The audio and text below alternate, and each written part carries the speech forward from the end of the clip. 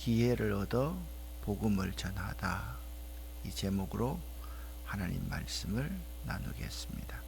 하나님 말씀을 나누기 전에 다음 주 일주일 동안 있을 고난주간 함께 드리는 기도에 대해서 여러분에게 예고를 해드립니다.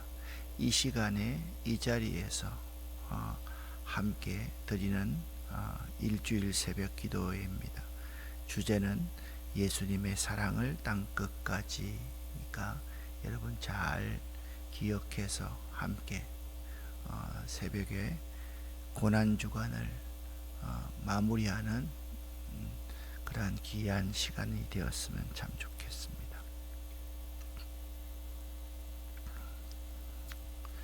죽음이 기다리는 줄 알면서도 예루살렘으로 돌아온 바울은 결국 유대인들에게 붙들려서 죽게 될 운명에 처하게 됩니다. 그러나 내가 로마도 보아야 하리라, 내가 로마도 가야 하리라는 바울의 소원이 여기에서 좌절되지는 않습니다. 하나님께서 역사하십니다. 하나님께서 이방인이었던 천부장의 손을 통해서 바울을 유대인의 손에서 구출하는 역사를 보여줍니다. 그리고 바울은 천부장을 통해서 자신을 변호할 수 있는 기회를 얻습니다. 자신을 변호할 수 있는 기회를 얻을 뿐만 아니라 오늘 본문 말씀 마지막에 가면 공의회 앞에서도 또한 복음을 전할 수 있는 기회를 얻습니다. 오늘 22장의 내용은요, 이런 내용으로 구성되어져 있습니다. 자기가 누구인지를 말하고 나서, 소개하고 나서 자신이 어떤 사람이었는지에 대해서 말을 합니다. 자신은 예수 믿는 사람들을 핍박하는 사람이었습니다. 그런데 다메섹으로 가는 도중에 부활하신 예수를 이렇게 만났습니다.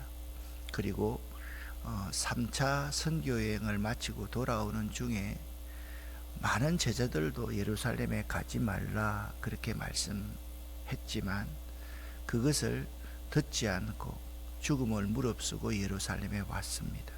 그리고 나도 예루살렘으로 가라는 환상을 받았습니다.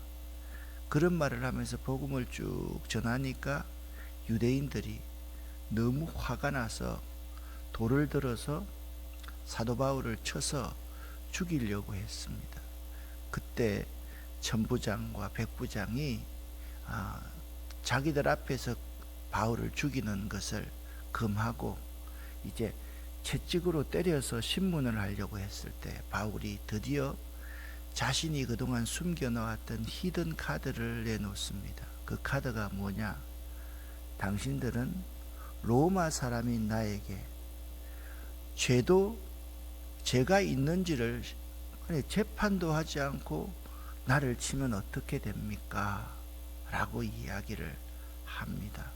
그러자 천부장과 백부장은 로마 사람을 죄도 정하지 않고 때린다는 것, 신문한다는 것, 그게 말이 안 된다라고 생각을 하고 예루살렘에 있는 공의회를 이제 소집합니다.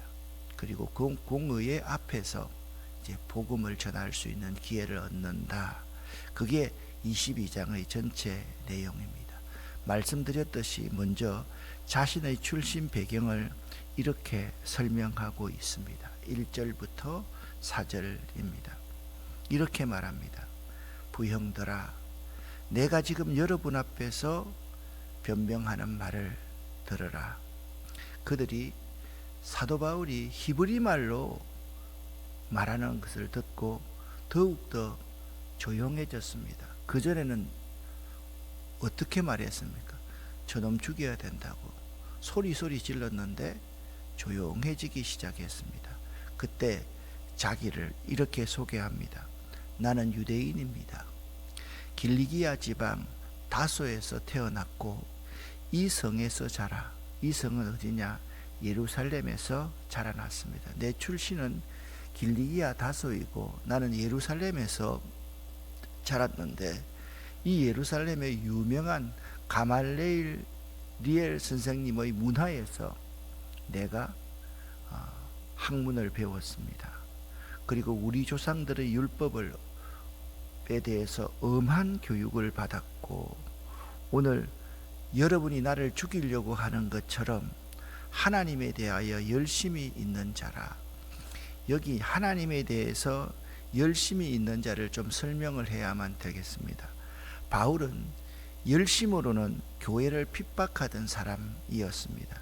여기에 열심이라는 헬라어 젤로스라는 단어는요, 과격한 질투심을 말합니다. 유대인들이 하나님에 대해서 열심을 가졌다는 의미, 과격한 질투심을 가졌다는 의미는 이스라엘의 율법과 성전과 백성 등이 이방인의 그것과 섞여짐으로 인하여 더럽혀지는 것을 적극적으로 길을 쓰고 목숨을 걸고 막는 것을 열심을 가졌다라는 표현을 씁니다. 이러한 뜻과 함께 무력을 사용한다는 뜻도 있습니다. 갈라디아서 1장 13절 14절에 의하면 심히 핍박하여 잔해하였다라는 뜻으로 사용되었습니다. 이 하나님에 대해서 열심을 가졌다는 의미를 여러분이 좀 더 잘 이해하기 위해서 오늘날 무슬림들이 있잖아요. 자기 하나님에 대해서 열심을 가지면 사람 죽이는 거 파리 목숨 하나처럼 여기는 것 여러분 잘 알고 있지 않습니까? 가격한 무슬림들 말입니다. 그들은 폭탄을 안고도 자길도 합니다. 그러한 것을 열심을 가졌다라는 표현을 씁니다. 이런 바울의 열심은 율법의 어로는 흠이 없는 자였습니다. 그는 유대인의 해석대로 의하면 율법을 다 지킨 사람이었습니다. 그가 율법을 다 지켰을 때 그 열심의 내용이 4절이었습니다. 같이 함께 읽겠습니다. 내가 이 돌을 박해하여 사람을 죽이기까지 하고 남녀를 결박하여 옥에 넘겼노니. 아멘. 사도 바울은 하나님에 대해서 이런 열심을 가졌기 때문에 진리를 박해하고 사람을 죽이기까지 하고 남녀를 결박하여 옥에 넘기기까지 하였다라고 말씀하고 있습니다. 여러분 생각 한번 해보세요. 종교인이잖아요. 그런데 종교인이 사람을 죽이고서 이렇게 당당할 수가 있습니까? 이것이 비정상적인 열심인 거죠. 그리고서 그들 앞에 다메섹에서의 해심 사건을 이야기를 합니다. 그런데 여기서 굉장히 이례적인 이런 말을 합니다. 지금 이 장소가 어디입니까? 예루살렘 아닙니까? 예루살렘에서 자기가 공부했다 그랬지 않습니까? 예루살렘에는 어떤 학교가 있다고 말했습니까? 가말리엘이라는 선생님의 학교가 있다라고 말씀했습니다. 그러니까 22장 5절에 이렇게 말씀하고 있습니다. 대제사장과 모든 장로들이 내 말이 사실이라는 것을 증언해 줄 것입니다. 예루살렘에 있는 대제사장과 모든 장로들이 사울이 바울로 변했다는 것을 알았을까요? 몰랐을까요? 당연히 알았겠죠. 그렇게 유명한 사람인데요. 여러분 렘블란트의 그림은 오늘 전번에 주일날 많이 했기 때문에 안 내놓았습니다. 거기에 가만히 보면 사울이라는 청년은 어린아이면서 스데반이 순교당하는 그 장면 위에 보면 의자에 보좌에 앉아있는 장면을 여러분이 연상해 보시기를 바랍니다. 대제사장과 모든 장로들이 사울이 바울로 변했다는 사실을 몰랐을 리가 없습니다. 나는 그들에게서 다메섹에 있는 형제들에게 보내는 공문서를 받았습니다. 그래서 나는 그곳에 있는 신자들을 붙잡아서 예루살렘으로 데려와서 벌을 받게 하려고 다메섹으로 떠났습니다. 사도행전 9장 1절부터 2절까지의 말씀을 보면 이것을 정확하게 한 번 더 말씀해 주고 있습니다. 사울이 주의 제자들에 대하여 여전히 위협과 살기가 등등하여 대제사장에게 가서 다메섹의 여러 해당에 가져갈 공문을 청하니. 자, 여기 지금 이 그림입니다. 기독교인을 잡으라는 이 공문을 가지고서 사울이라는 청년이 예루살렘에서 다메섹으로 가는 도중에 이러한 일을 만났다라고 그렇게 말씀하고 있습니다. 실제 역사적 사실을 지금 대제사장과 모든 장로들이 다 알고 있는 사실이라는 것을 증언하고 있습니다. 여러분, 지저스 크라이스트 이 영화에 나오는 대제사장 안나스의 얼굴입니다. 안나스가 실제 안나스는 아니고 영화에 나오는 안나스이지만 대제사장에게 공문을 받아서 내가 예루살렘에서 다메섹으로 가는 도중에 이런 일을 만났다. 그러니까 자기가 지금 하는 말이 실제적인 사실이라는 사실을 바울이 분명하게 이렇게 이야기를 하고 있습니다. 6절부터 13절까지 같이 읽겠습니다. 정오쯤 되어 내가 다메섹에 가까이 이르렀을 때에 갑자기 하늘로부터 밝은 빛이 나를 둘러 비쳤습니다. 나는 땅에 엎어졌고 사울아 사울아 어찌하여 나를 박해하느냐라는 소리를 들었습니다. 내가 주님 당신은 누구십니까? 라고 물었더니 그분이 내게 나는 네가 박해하는 나사렛 예수다 라고 대답하셨습니다.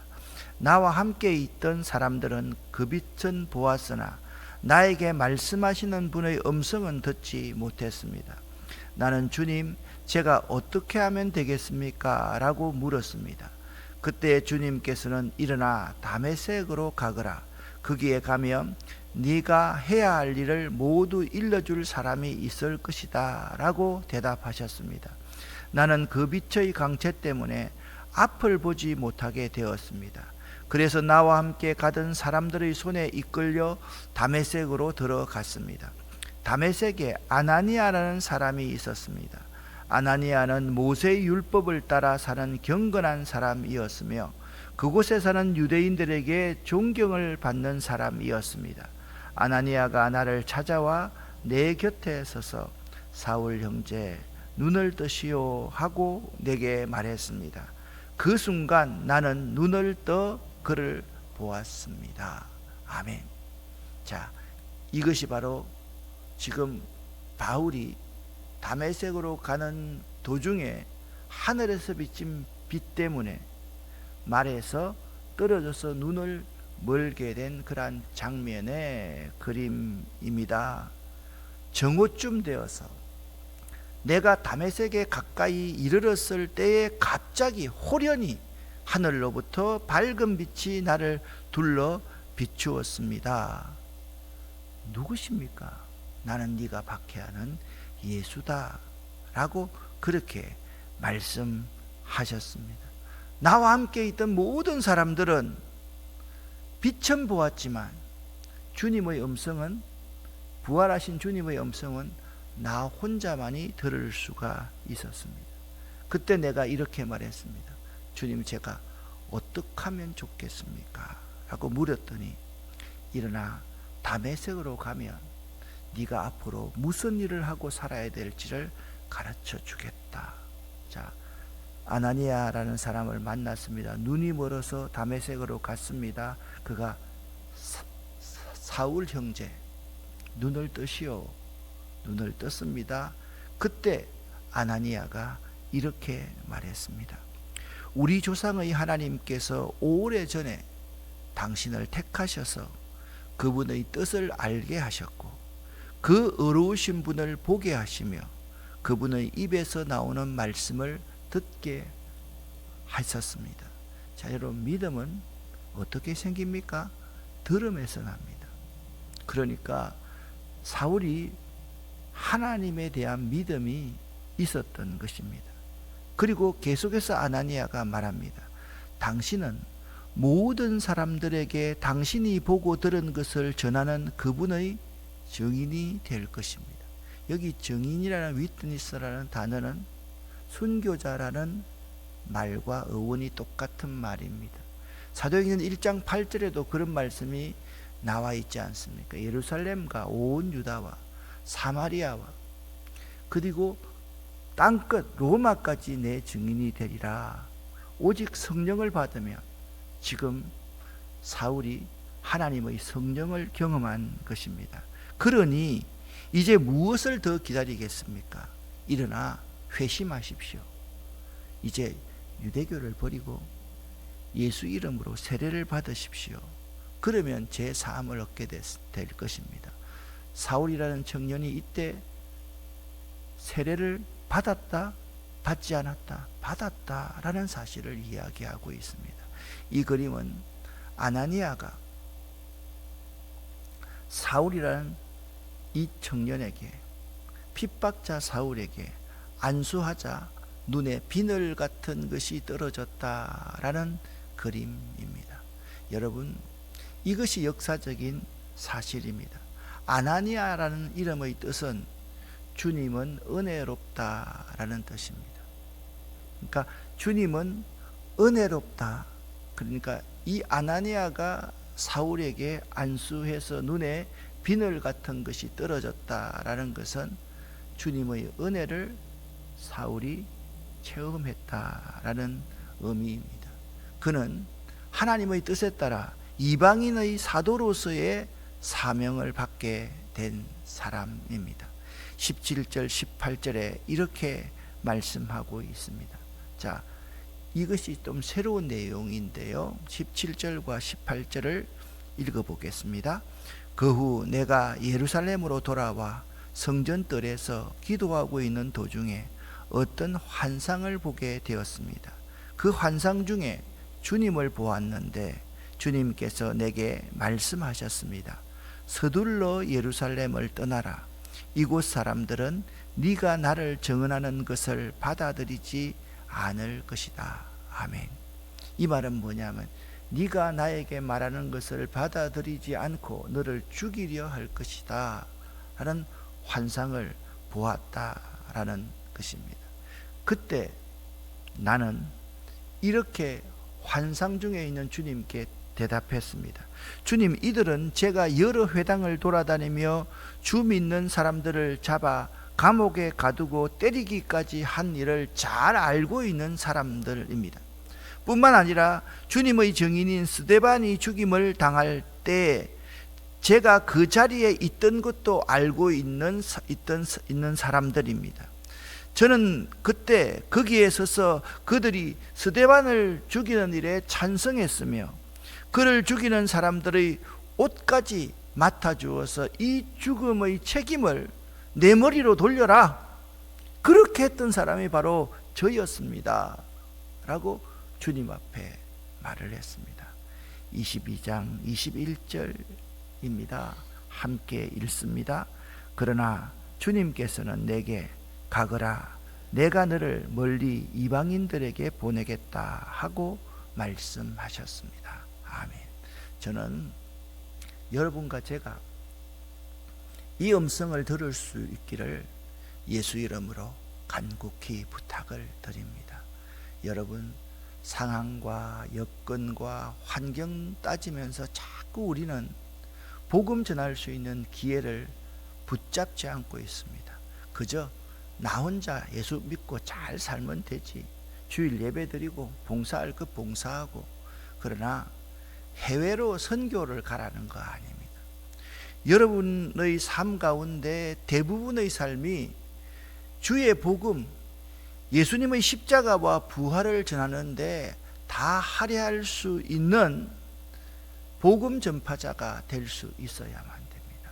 그것이 우리에게 얼마나 중요한 사명인지 모릅니다. 사울은 지금 그러한 사명자가 되었다라고 말씀하고 있습니다. 우리는 이 땅에서 이곳에서 주의 복음을 전하는 사람이라고 한다면 사울이라는 청년은 이제 이방인의 사도로 하나님이 그를 불러서 택한 그릇으로 불렀다라는 점을 알 수가 있습니다. 계속해서 말씀을 드립니다. 주님의 복음을 향한 열정이 없는 교회, 교인은 아닙니다. 복음을 전하지 않고 사는 그리스도인, 예수의 제자, 예수의 제자라고 할 수 있겠습니까, 여러분? 그냥 우리가 다른 종교처럼 그 신을 믿고서 내 스스로가 위로받고 이만큼 하면 됐지라고 만족하는 사람이라고 한다면 우리가 예수의 제자라고 할 수 있겠습니까, 여러분? 곰곰이 이 새벽에 우리 자신을 한번 되돌아볼 수 있기를 바랍니다. 바울이 이렇게 환상을 보고 이방인의 사도로 부름받았다라고 예루살렘에 있는 사람들에게 복음을 전하자 바울의 복음을 듣고 군중들은 흥분하여서 그냥 법도 없이 바울을 죽이려고 했습니다. 22절 23절 같이 읽겠습니다. 사람들은 바울의 말을 여기까지 듣고 있다가 목소리를 높여 이런 놈은 없애버려라, 살려두어서는 안 된다라고 소리 질렀습니다. 그들은 고함을 지르며 옷을 벗어 던지고 공중에 먼지를 날렸습니다. 그러자 천부장이 부하들에게 바울을 병영 안으로 데려가라 명령했습니다. 그리고는 사람들이 바울에게 그렇게 소리 지르는 이유가 무엇인지 알아내려고 바울을 당장 때리면서 조사해 보라고 했습니다. 우리나라 말로 하면 주리를 한번 털어라, 그러면 사실을 직고할 것이 아닌가라고 말했습니다. 여러분, 때리면서 조사해 보라, 이것은 있잖아요, 정말 대단한 고통입니다.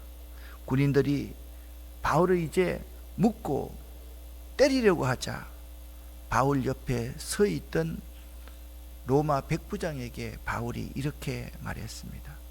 죄가 있다는 것이 밝혀지지도 않은 로마 시민을 불법으로 때리는 것이 로마법에 맞는 일입니까? 라고 히든 카드를 꺼냅니다. 지금까지 있잖아요, 바울이 자기가 로마의 시민권을 가졌다는 것을 한 번도 드러내지 않았습니다. 왜 그렇습니까? 19장 말씀대로 내가 로마도 가야 하리라. 이제 죄수의 몸으로 로마에 가서 로마 법정에 서서 복음을 전하겠다라는 바울의 기도의 내용이 응답되는 순간입니다. 그의 말을 들은 백부장은 천부장에게 가서 이제 어떻게 하실 계획이십니까? 이 사람이 로마 시민입니다. 로마 시민을 우리가 불법적으로 구금하고 강급해서 죽도록 지금 내어주고 있는 것 아닙니까? 지금 때리라고 했는데 어떡하시렵니까? 라고 백부장이 천부장에게 그렇게 고합니다. 천부장이 바울에게 다가와 이렇게 묻습니다. 당신 로마 시민이라는 말 참말이요? 그렇습니다. 저는 로마 시민입니다. 천부장이 깜짝 놀라서 이야기합니다. 나는 돈으로 로마 시민권을 얻었소. 그렇게 이야기하니까 바울은 나는 태어나면서부터 로마 시민입니다. 큰일 났습니다. 여러분, 그 시대에 있잖아요, 이런 일이 로마 정부에 보고가 되면 천부장과 백부장은 더 이상 진급할 수 없었습니다. 이들은요, 돈을 들여서라도 로마 시민권을 사서 권력의 정점으로 다가가는 사람이었기 때문에 이 사실이 알려지면 안 되었습니다.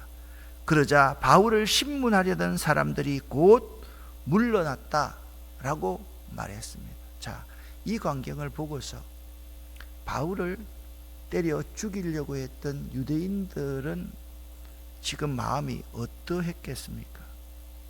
지금 이 사실은 숨기고 있지만 유대인들은 매우 당혹해 했을 것이다 라고 생각이 되지 않습니까, 여러분? 천부장은요, 바울이 로마 시민이라는 사실을 알고 그를 결박한 일로 두려워했습니다.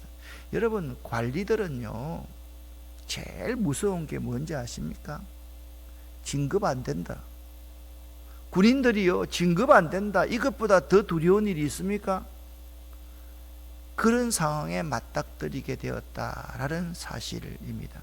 로마 시민권이 이처럼 로마 정부의 보호를 받고 특혜를 누렸다면 하늘 시민권을 갖고 사는 우리 믿는 자들은 얼마나 하나님의 보호와 사랑 가운데 거하겠습니까, 여러분?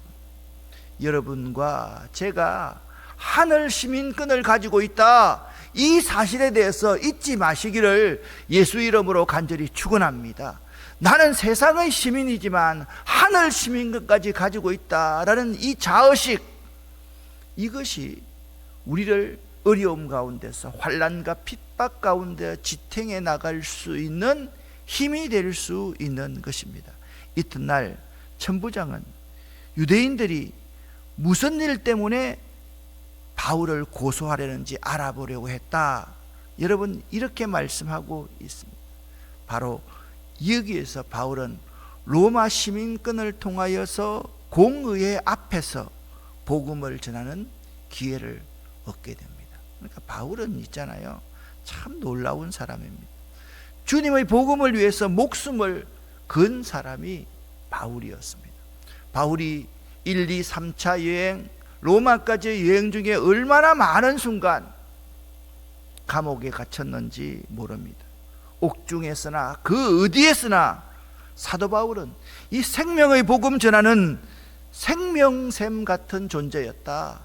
이 점을 여러분이 알아야만 할 것입니다. 생명샘 같은 존재가 바울이었다. 우리가 사람들을 살리는, 사람의 목숨을 살리는 생명샘 같은 존재가 되어야 되지 않겠습니까? 우리들이 복음을 전할 최적의 기회는 먼저 복음을 전하기 위한 헌신된 자세만 있으면 하나님께서 그 기회를 만들어 주신다. 여러분, 오늘 이 새벽에 여러분 한 분 한 분들이 하나님 앞에 사도 바울처럼 내가 복음을 전하기 위해서는 그 어떤 것도 주저하지 않고 아낌없이 주님께 드릴 수 있습니다. 그러한 믿음을 가질 수 있기를 예수 이름으로 간절히 축원합니다. 기도하겠습니다. 살아계신 하나님 아버지, 인생 전부를 예수의 십자가와 예수의 부활을 증거하는 일에 바쳤던 여기 한 청년의 생을 보면서 나 자신은 참 부끄러운 존재라 라는 점을 깨닫게 됩니다. 나는 무엇을 하면서 어떻게 내 삶을 꾸려가고 있는지 이 새벽 나를 돌아볼 수 있게 도와주시옵소서. 내가 정말 주님과 복음과 교회와 이웃을 위해서 살고 있는지 아니면 나만을 위해서 살고 있는지 이 새벽 나를 돌아볼 수 있도록 도와주시옵소서. 이 새벽에도 기도하는 우리 모두의 기도의 제목을 하나님이여 들어 응답하여 주시옵소서. 예수 그리스도의 이름으로 축복하옵고 간절히 기도 올립니다. 아멘.